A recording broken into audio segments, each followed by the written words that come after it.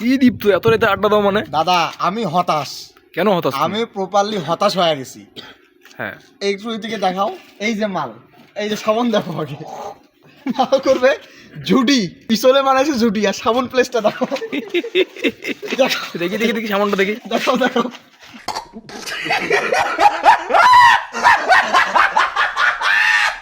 দেখো সাবানটা দেখো ভাই, দেখো এদিকে দেখো ভাই, সামনে কি মাল আছে?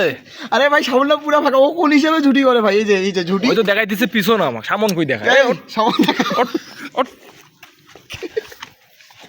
এই যে দেখা দেখা গেছে, এই যে এই যে গাইস সামনের অবস্থা আর এই যে পিছনের অবস্থা, বুঝছো তো আমি কেন হতাশ? খেতে বিয়ে করছে না? হ্যাঁ, ও আর একটা ইন্ডাস্ট্রি কাহিনী।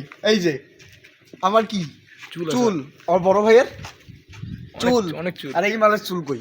এ কোন হিসেবে বিয়ে করলো? ওর টাকা আছে। তারপরে কি আমরা আজকে দিয়ে টাকু খাওয়া যাবো? হ্যাঁ। গাড়িয়া করবো, গাড়িয়া করবো। গাড়ি করাও, হ্যাঁ গাড়ি করে কমাটা তোমার করো, এটা আমি অবশ্যই